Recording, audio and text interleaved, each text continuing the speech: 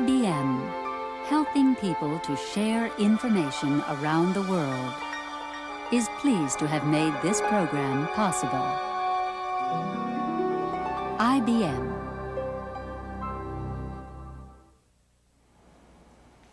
If the world is round, half its people must spend their whole lives upside down. Hello, I'm Patrick Stewart, and that's just one theory we'll hear about in our series, The Shape of the World. Many such fantastic notions were held by philosophers, kings, and explorers who first asked, what is the world made of? Where does it begin? And what are its limits? Through the centuries, people who made maps placed their own country at the center of their universe. And over the next 6 weeks, our series will investigate why people moved beyond that center. Curiosity, security, material wealth, and political dominance. We will share the excitement of discovering new lands and taking part in the adventures of early map makers and surveyors. We will examine how political and economic competition expanded national boundaries. We will highlight the positive uses of our knowledge of the Earth and take a look at its dark side, our potential to destroy the very magnificence we have discovered. The first episode, Heaven and Earth, details how the notion of the world as round finally gained acceptance, despite conflicts between science and religion. It shows how, centuries ago, people imagined uncharted lands and oceans and elegantly, vividly turned those visions into maps. And now, Heaven and Earth, part 1 of The Shape of the World.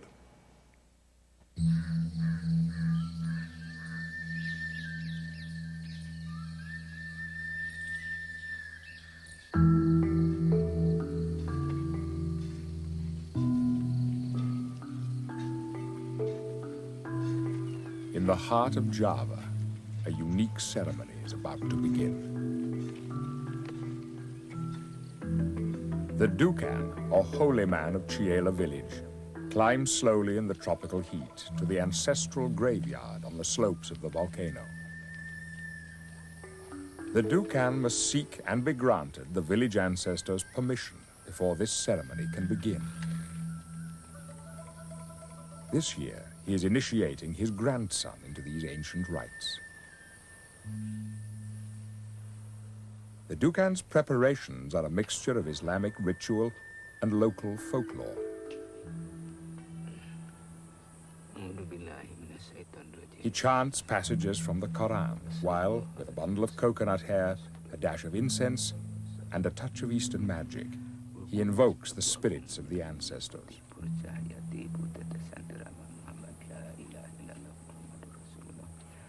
Allahumma salli ala Sayyidina Muhammad wa ala ali Sayyidina Muhammad kama barakta ala Sayyidina. Down below, the villagers of Chiela gather. The Dukan leads them to his house, where the ceremony will take place.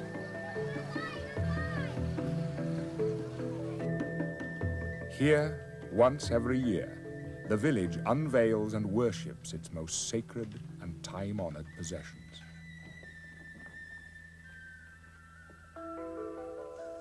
The first object is a holy dagger, or, as it is called in Indonesia, a kris.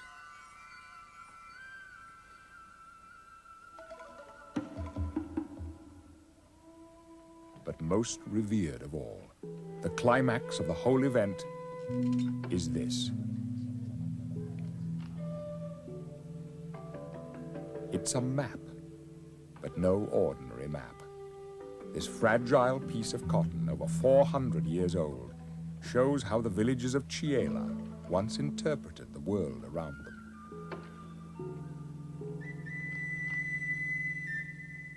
That world was confined to the western third of the island of Java, with the local princedom and its capital, Chiela, in the middle.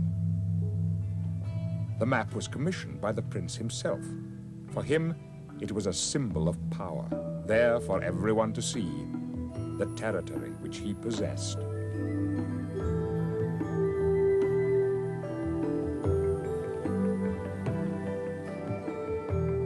The Chiela mapmaker drew an intricate picture of the local territory. But the prince and his people knew little of lands and oceans beyond. Their life and their world was here, its center, the nearby volcano.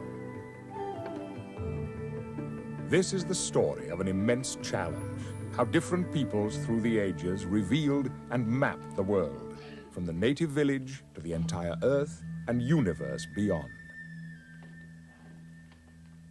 Today, we take the shape of the world for granted. When it comes to doing business worldwide, you gotta think in global proportions. You gotta know how the world turns because you want it to turn your way. You gotta speak their language. You gotta travel with a fast crowd. It's a big world out there, and you gotta do everything you can to make it smaller. Satellites have shown us a globe spinning in space. But the earliest ideas about the world had nothing to do with satellites or science. They were inspired by religion and the imagination. Some live on today. This is the Buddhist temple of Borobudur in Indonesia.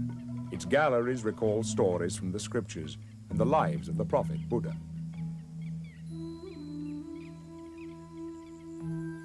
But Borobudur is much more. This mighty structure is a map of the Buddhist world, a model of their universe.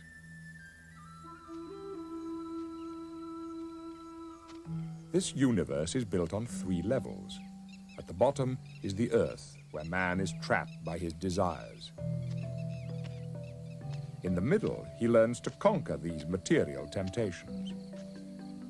Finally and triumphantly, he reaches the top, the Buddhist heaven. Here he finds spiritual peace and eternal freedom from earthly wishes.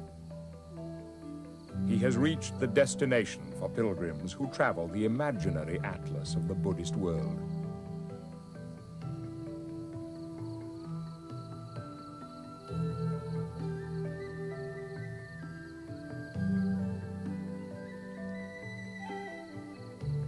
Long ago, the first civilizations tried to make sense of the world. They were driven on by different forces: religion, scientific curiosity, power, and sheer practical need. Imagine the world of ancient Egyptians 5,000 years ago.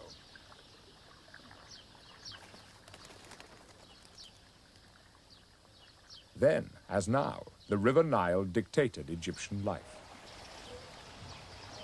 Today, irrigation of the surrounding plain is controlled by the damming of the river.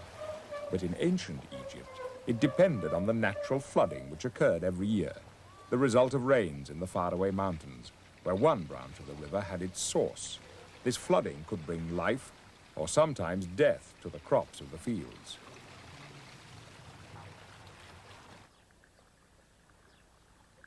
The river's height was such a vital matter to farmers that it was precisely recorded every year on these measuring stones called nilometers. Too high a level could drown the crops. If it was too low, they would turn to dust. The flooding also washed away the boundaries between individual farmers' fields. So every year, official surveyors realigned the lands by stretching ropes from boundary stones. The purpose was political power. It enabled the pharaohs to collect their taxes. The fields could be seen and precisely mapped. But what about the world as a whole? Here the answer lay with the imagination and the gods.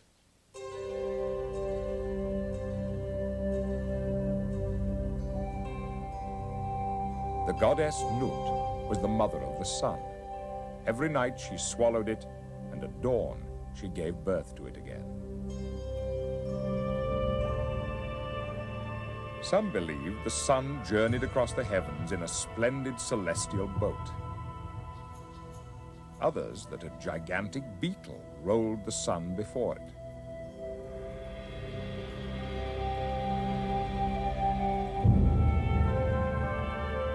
The sun lit up the sky, which was held aloft by 4 enormous towers at the corners of a flat, rectangular Earth. The oldest surviving world map is this tiny Babylonian clay tablet, over 2,500 years old. Earth is a crude, flat disk. But it was the ancient Greeks who, with amazing ingenuity, would hit on the true shape of the world. To do so, they rejected their gods and turned to a vital new force, science. The breakthrough came in the 6th century BC at the city of Miletus on the coast of Asia Minor. Once, before the sea retreated, this was a bustling harbor where ships came and went with all the good things of life. Miletus was a rich metropolis, the New York of its day. Here lived the first people to analyze the world by using reason and science. I nostri antenati, quando dovevano fare un viaggio per mare, erano soliti pregare gli dei. Facevano dei sacrifici, a volte facevano anche degli sacrifici umani. Invece con Talete, con Anassimandro e Anassimene, si incominciò a studiare il mondo.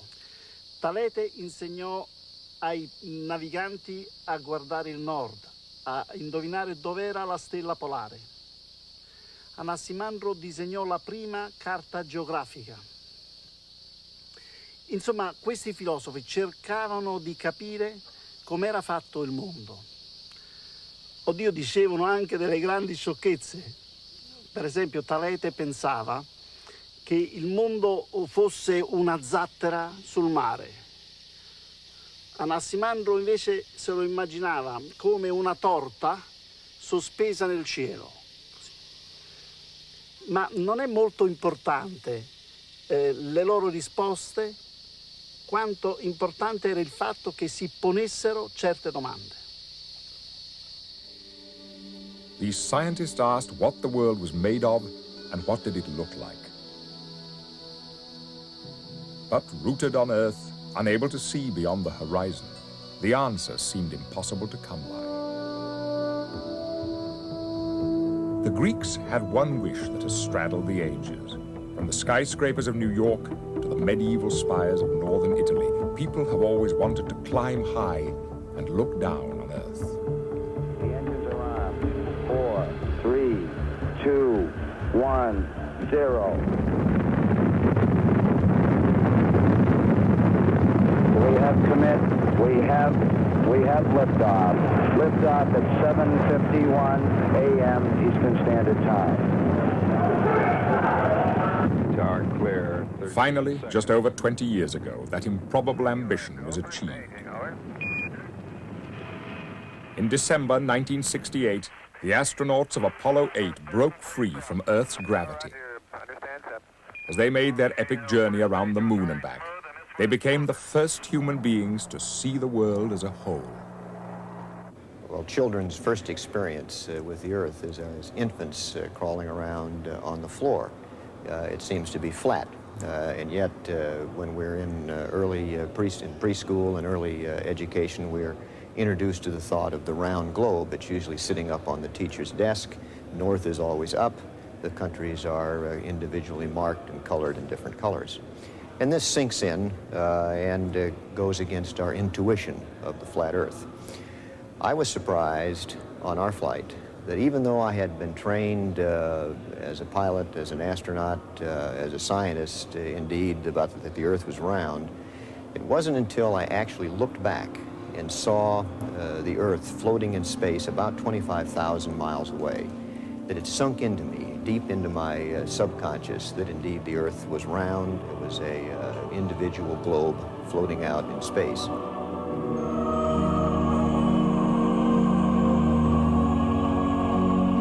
As they reappeared from behind the moon, the astronauts saw a wondrous sight, an Earthrise.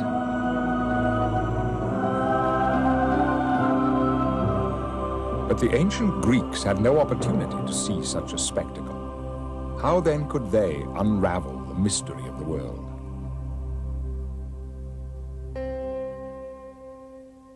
Curiously, the first clue came from music. In the 6th century BC, the Greek Pythagoras imposed order on the universe with one simple discovery. He realized that the length of the string dictated the pitch of a musical note.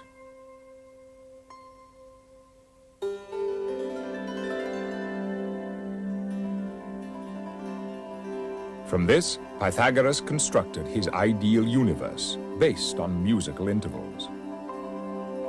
At the center of everything was the earth. Then, like a montage of Ferris wheels, the heavens moved around it. A tone separated Earth from the moon, a further semitone to Mercury, and on through the planets, sun, and stars. Their revolutions created a constant hum, the harmony of the spheres.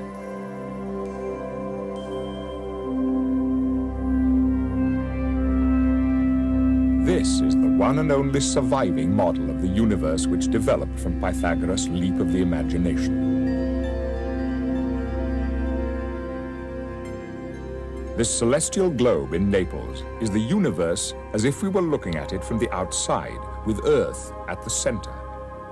43 constellations are carved on its surface, the basis on which horoscopes are still predicted. The universe is born by the mythical figure of Atlas. Il concetto di sfera è un concetto intuitivo e probabilmente anche molto antico, perché se noi osserviamo le stelle circumpolari, cioè le stelle che non tramontano mai dietro l'orizzonte, ma che girano intorno al polo, possiamo osservare che queste descrivono archi di cerchio. Quindi è ovvio che se tutte queste stelle descrivono archi di cerchio, tutti questi archi di cerchio sono collocati su una sfera. Quindi è intuitivo immaginare che la sfera rappresenti il luogo nel quale sono raccolte tutte queste stelle. One thing followed. If the universe beyond was full of spheres, Earth itself must also be a sphere. Further proofs came. The Greeks noticed that during a lunar eclipse, the shadow cast by Earth was curved. The next mystery was the size of this round world. An intriguing phenomenon near the town of Aswan on the banks of the Nile inspired an astonishingly accurate solution. The key was this ancient well. The date is June the 21st, the summer solstice. The sun beats down remorselessly.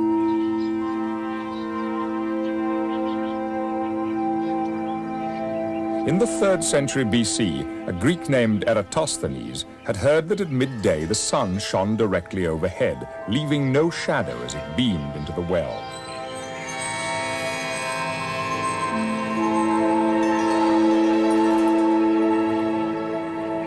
The passing of the sun directly overhead was the first element in Eratosthenes' calculation.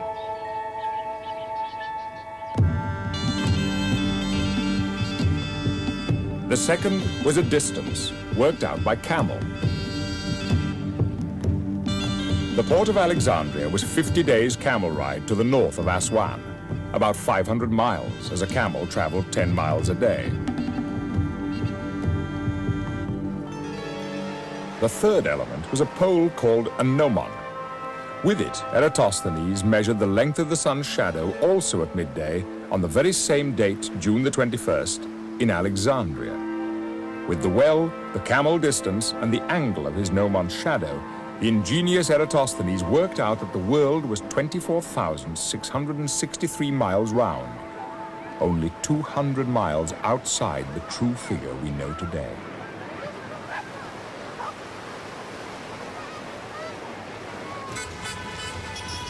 The Greek scientists had discovered Earth's shape and size.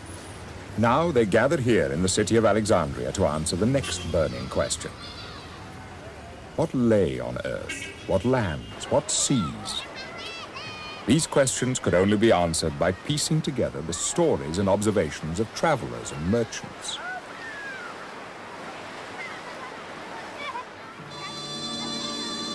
Alexandria, a Mediterranean crossroads, was uniquely placed to pool their information. Its catacombs, with their carvings and statues, are the best remaining evidence of a melting pot of ancient cultures. This Roman head, for example, is sitting on a body wearing Egyptian dress.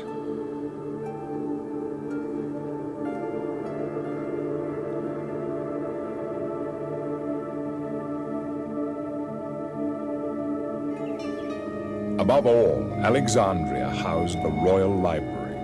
It owned 500,000 works, the storehouse of ancient knowledge. All that remains today are the underground vaults with niches in the walls where parchments were once stored.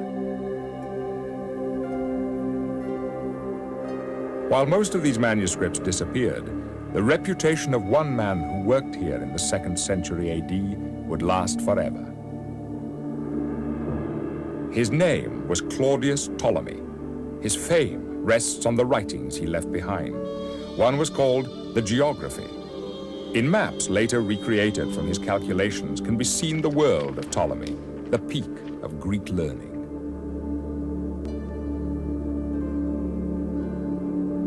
The precise outline of Europe and the Mediterranean, Spain and Portugal, Italy, and Britain, though Scotland is laid oddly on its side. Ptolemy, with his lines from north to south and east to west, imposed the grid we still use to map the world today. But there are errors too. Ptolemy could only guess at the source of the Nile, as no one had gone that far into Africa. So at its end, he invented the mountains of the moon, which explorers were still seeking only 100 years ago. He made the Indian Ocean a great lake and created a 4th southern continent to balance the northern landmass. Ptolemy and the earlier Greeks whose knowledge he inherited understood how to map the world. They were simply thwarted by a lack of information. For the farther sailors and travelers ventured from their base in the Mediterranean, the more likely they were to face shipwreck, hostility, and death. The most tantalizing mystery lay to the east. There were signs at the edge of the known world of a fabulous civilization. The evidence was the exquisite silk which had traveled from the land of the Syries, the Silk people. A tiny caterpillar was the tenuous link between the two greatest civilizations of the ancient world.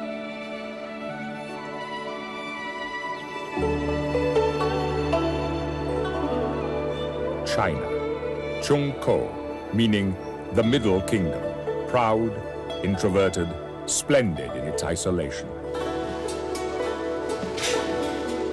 It was an extraordinary combination, a fiercely centralized bureaucracy propelled by the sheer inventiveness of the imperial subjects, most colorfully displayed in the pressing and weaving of silk. 相传呢，中国有那个古代那个轩辕皇帝，轩辕皇帝他的这个妃子呢叫蕊祖。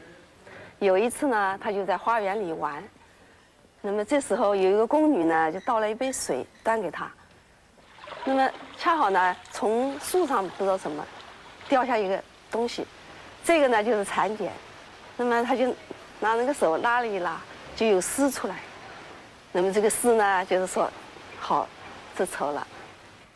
在罗马凯撒大帝的时候，那么中国有些丝绸就是传到罗马去，就用中国的丝绸做了一个袍服，黄袍去看戏了。那么在戏院里呢，有好多大臣也在那儿，就看到这件黄袍呢，非常灿烂夺目，非常吸引人，大家的眼睛呢都盯着这件黄袍了，所以也没心思看戏了。那么这个故事呢，就说明。这个丝绸的看的是珍贵呀。There were rumors in Rome that the Silk people were men of gigantic stature with red hair and blue eyes.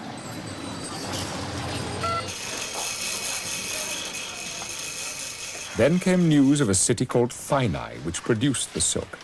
In fact, the city was an empire, and the silk not just for shimmering dresses, it could even be an instrument for war.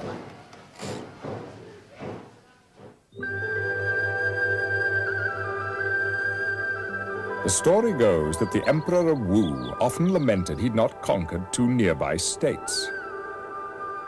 To know the lie of their land, he commissioned Lady Zhao, the younger sister of his prime minister, to make a map showing their mountains, rivers, and villages. She began to embroider it on silk.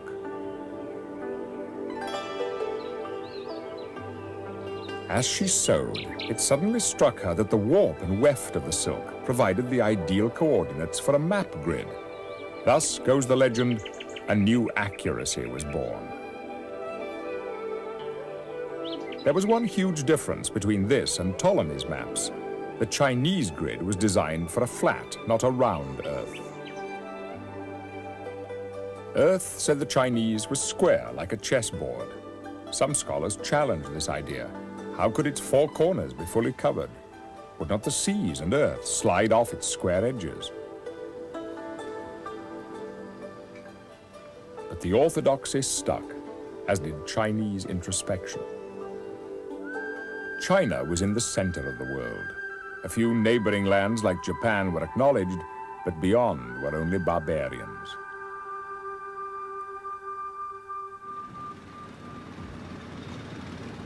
China believed herself so superior that she felt no need to make contact with other countries.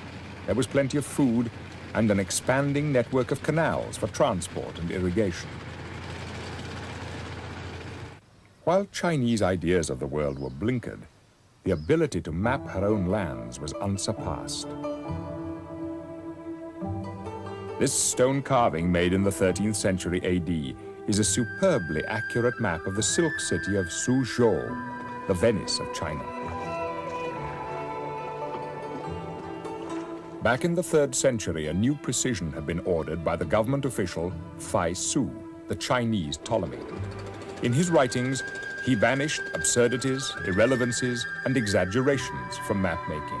In their place, he gave strict instructions about angles, scale, and height. Paper was another Chinese first. It enabled rubbings to be taken from these carvings.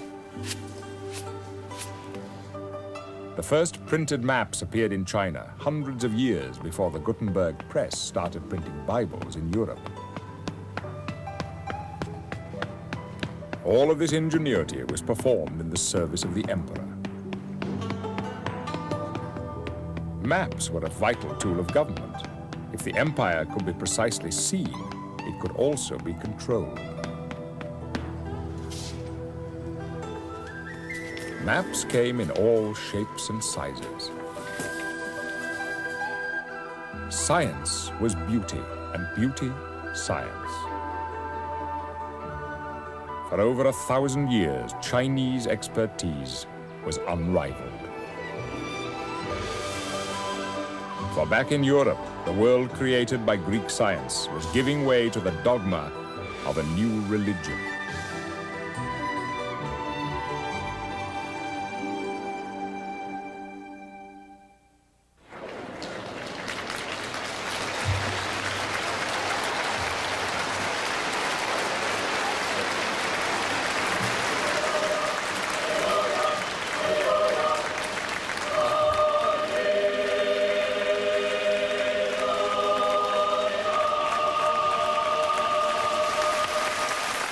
In the 4th century AD, Christianity became the religion of the Roman Empire.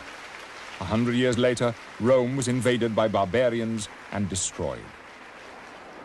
With the civilizations of Rome and Greece in tatters, the world created by ancient scientists like Claudius Ptolemy faded away. In its place, the early Christian leaders steered their flocks to the teachings of the Bible. God, not Greek science, would dictate the shape of the world. Some early Christians took their Bible studies to bizarre lengths.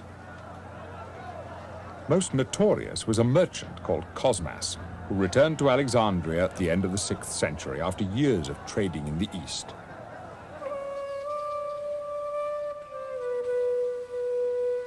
Cosmas had spent most of his working life in India. There he found a society whose ideas about the world were based totally on religion and the scriptures. The Jain religion saw the universe as a human body. The lower half was a series of hells ruled by wicked demons. The waste in the middle was earth. Above were a series of heavens and a place where souls floated in infinite bliss. The world itself was a ring of continents and oceans made from sugarcane juice, wine, butter, milk, and whey.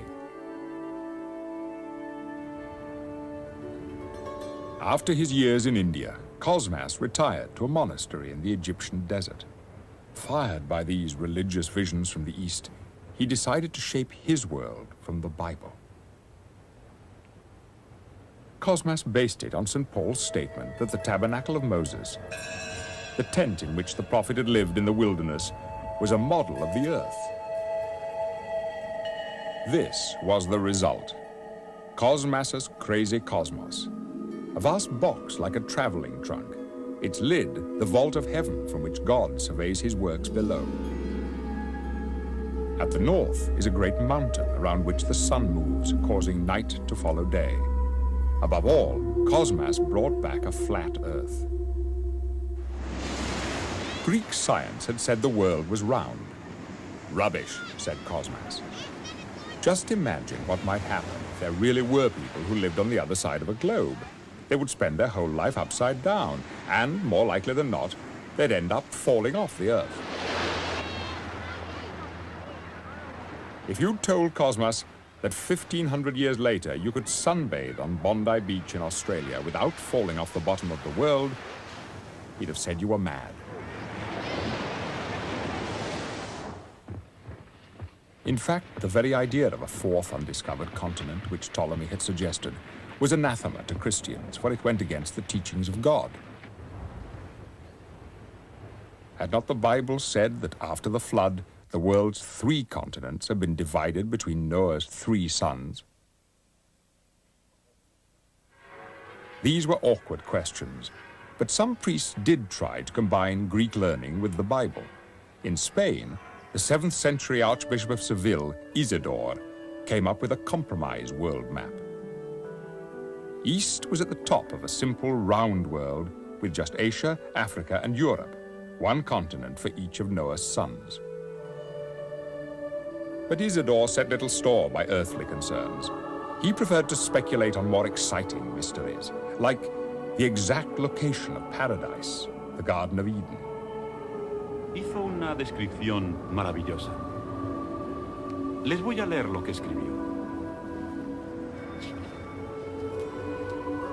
El paraíso es un lugar que yace en el este, cuyo nombre es traducido del griego al latín como hortus, jardín, ya que tiene todo tipo de madera y árboles con fruta, teniendo incluso el árbol de la vida.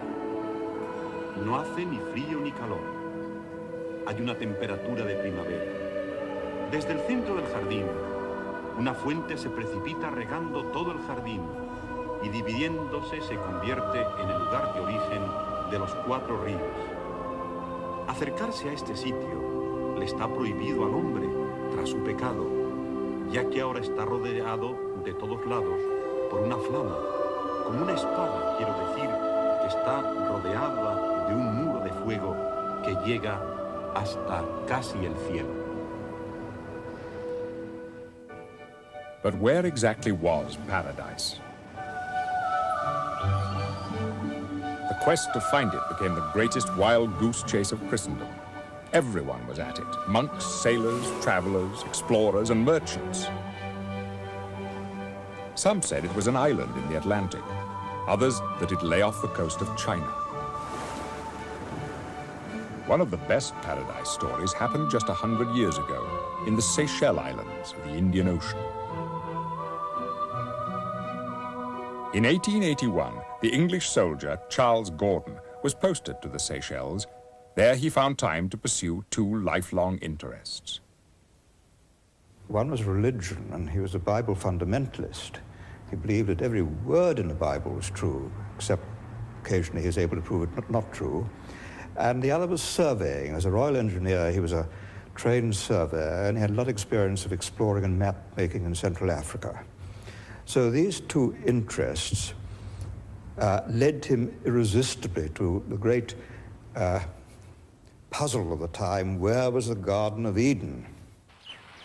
First appearances must indeed have summoned thoughts of paradise, waterfalls, a blissful temperature, and a rainforest with some most peculiar trees. This rainforest had in it a gigantic palm called a coco de mer, very remarkable tree, or rather two trees, because the male and the female. And then the male coco de mer had some peculiar growths on it, which I can only say with all possible delicacy resembled part of Adam's anatomy. And next door to it, the female tree had as fruit a huge sort of nut weighing 40 or 50 pounds. And Gordon noted this as it exactly resembled the belly and thighs of a woman, of Eve. How he knew that, I don't know, because he avoided women all his life, and I certainly had never seen the genuine article, but anyway, he was absolutely certain of that. So this became the tree of knowledge of good and evil. Gordon found a breadfruit tree, which became the tree of life. He noticed a serpent in the forest, and a man called Adam from a long line of Adams. And all his evidence fitted together like the pieces of a jigsaw puzzle.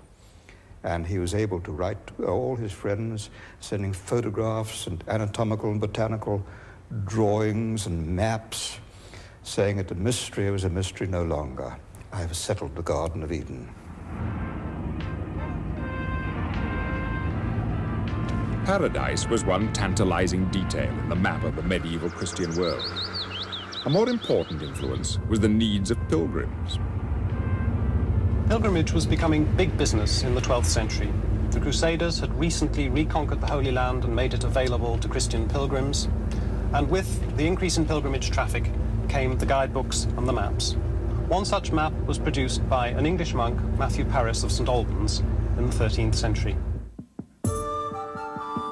In Matthew's medieval road atlas, the pilgrims started from the old St. Paul's in London. From there, he travelled to Canterbury. Across the Channel into France. Then it was down through France and on to the southeast of Italy. There the pilgrim got on a boat for the journey's final stage to Jerusalem, the center of the medieval world.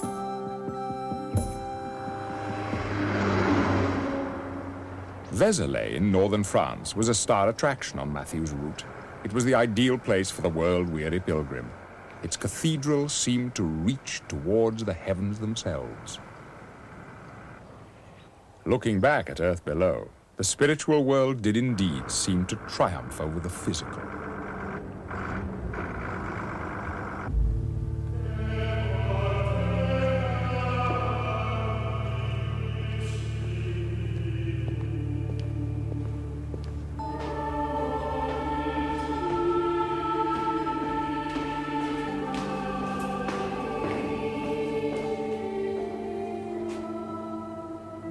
Here, undisturbed, the pilgrim could turn his attention to the sacred relics of Christendom, those pieces of cloth and bone which seemed the vital link to Christ and the saints. This was what people had come to see, this small fragment of the body of St. Mary Magdalene.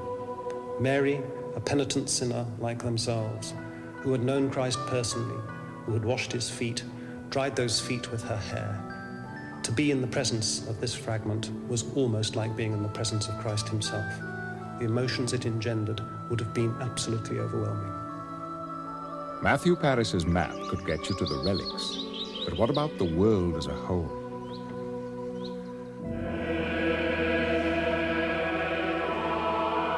By the 13th century, the medieval Christians were beginning to create a spectacular vision of the world. The beautifully carved sculpture over the entrance to Vézelay hinted at what was to come. One of the things that most concerned people in the Middle Ages was the relationship between God and man and between heaven and earth. And we see that expressed here visually in the tympanum at Vézelay. Christ is instructing his apostles to go out and preach to people at the edges of the earth. And they are represented here, according to the folklore of classical antiquity, as the monstrous races. Those men with dogs' heads who could only bark at each other, the people with ears so large that they could curl up in them and go to sleep, the pygmies who needed ladders to clamber onto horseback. This is the 12th century sculptural equivalent of the great world maps of the 13th century. This beautiful miniature map in a 13th century book of Psalms is a copy of a great map which once hung in the palace of King Henry III of England. Jerusalem, the magnet for pilgrims, lies at the center, and the elusive paradise to the east. Behind a wall are the dreaded tribes of Gog and Magog, whom Christians feared would overrun their world. At the edges, the monstrous races, the essential ingredient to satisfy the ghoulish curiosity of the medieval masses. The world map owned by Hereford Cathedral had everything. It is geographical, the 3 continents with the Mediterranean Sea at the center. It shows all those strange races, like the Phoenici, whose enormous ears served as clothing. The Ceopod, sheltering himself with one huge foot from the heat of the sun. The Gangenes, nourishing themselves on their only food, the scent of apples. And by contrast, the Essodines, who ate the flesh of their dead parents. There are the beasts like the ostrich, who eats iron. The Manticora, with a man's head and the body of a lion. And the mysterious unicorn. And finally, the biblical teachings. Lot's wife looking sadly back at Sodom and Gomorrah, submerged in stone. And in the last judgment, the wicked being dragged to the devil and the monster's jaws, the mouth of hell.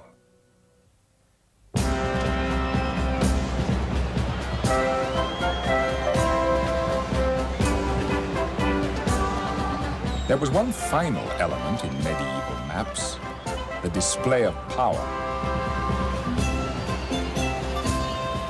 The pageantry of the Palio Festival in Siena, Italy, is a reminder of the city's glory 500 years ago.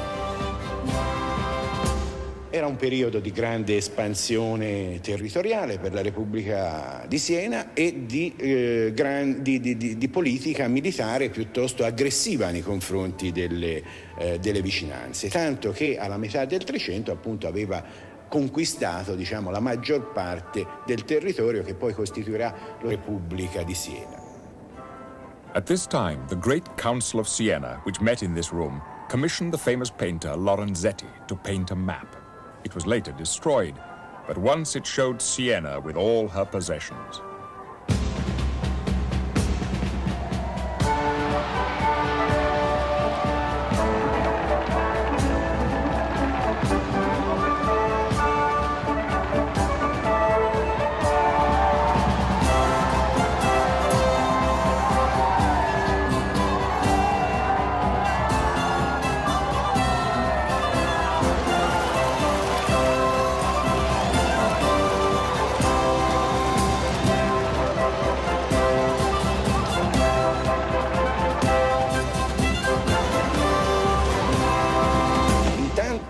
Era stato realizzato in senso, diciamo, simbolico, perché appunto doveva testimoniare della potenza di Siena, delle sue proprietà, dei suoi possessi al di fuori del territorio a lei vicino. E in qualche modo, secondo la mentalità medievale, il mondo, o comunque la porzione più importante del mondo, era appunto quella della propria patria.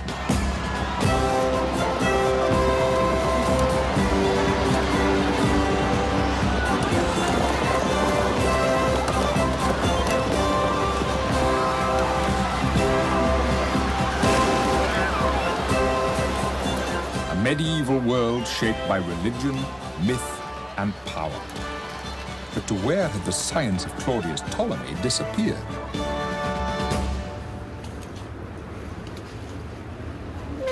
The answer was here, Istanbul, once the city of Constantinople.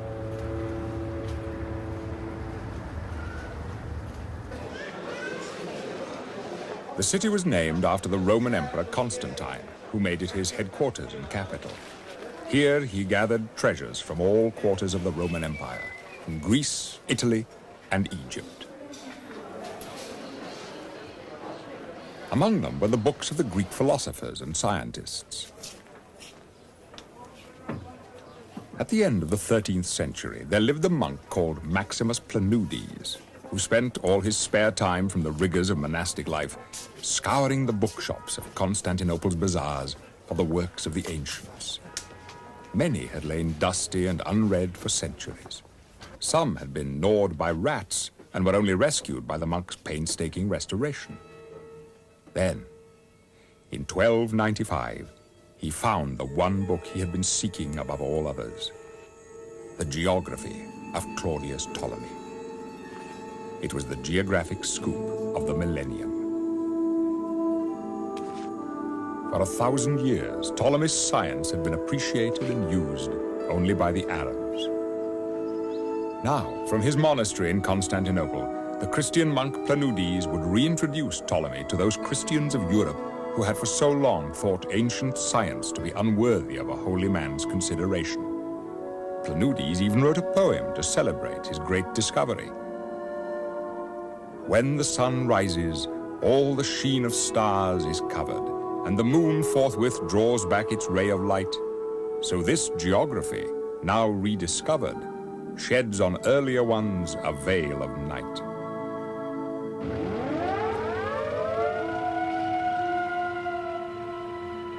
"100 years later, the emperor in Constantinople sent a diplomat called Manuel Chrysoloras to Italy. Chrysoloras' mission was to seek allies in Venice and Florence against the Ottoman Turks who were threatening Constantinople. He took with him Ptolemy's Geography as a present. Chrysoloras was not the only one to leave. It was a time of exodus from the city which had for so long been the focal point of the Eastern Roman Empire.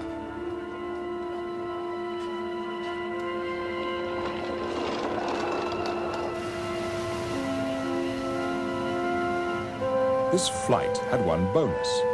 The ancient wisdom which had lain hidden in the East for so long was now on its way to Italy and the rest of Europe to become the engine of the Renaissance, the revival of classical learning.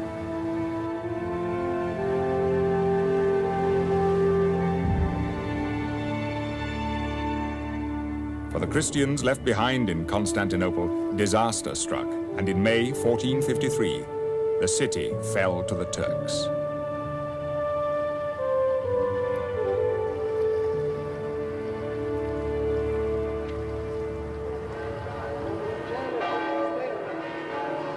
But in Italy, it was a time of celebration, the threshold of the Renaissance. Ptolemy's geography had cast a blinding shaft of light on ideas about the world. Planudes' own manuscript copy was now in the possession of the Pope at the Vatican. Here for posterity was Planudes' handwriting to introduce it. Ptolemy's vision of the world was restored. With the aid of the printing press, it would spread throughout Europe. In the southern German town of Ulm, a famous edition was printed in 1486. Ptolemy went on sale in the bookshops. Italy, Arabia, India, Scandinavia, Britain and Ireland. Ptolemy's readmission to the Christian world was not grudging. It was now celebrated, not just in mind, but in body too. In the late 15th century, the people of Ulm built their cathedral choir stalls. They decided that pride of place should be given not to biblical figures, but to the geniuses of the ancient world. Among them was Pythagoras, and, holding his globe triumphantly aloft, Claudius Ptolemy himself.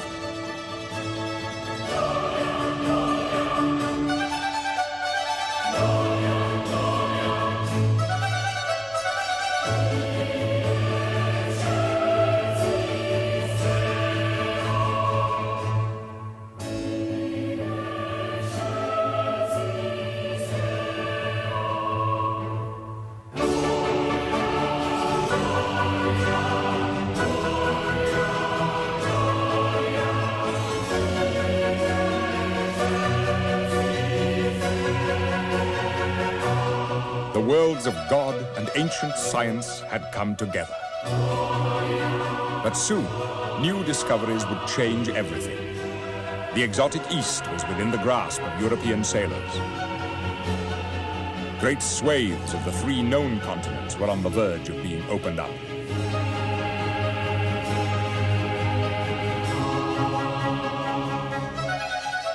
A new world was about to be discovered with new people, new customs, and different ideas about the universe.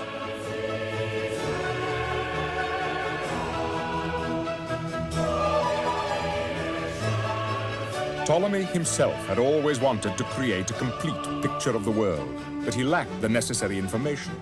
Now, using the techniques he laid down, and driven by the dawning science of the Renaissance and the European search for new empires, his successors would reveal the true shape of the world.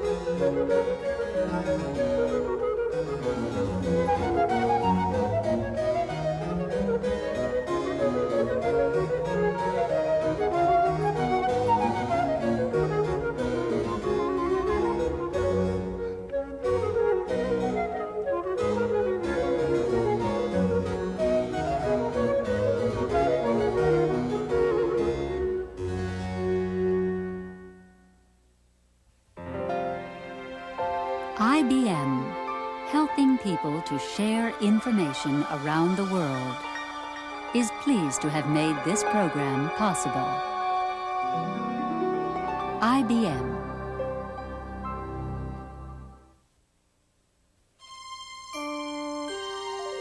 This is PBS. A companion book to the Shape of the World series is available for $39.95. Please write to the address on your screen, or for credit card orders, call 1-800-336-1917.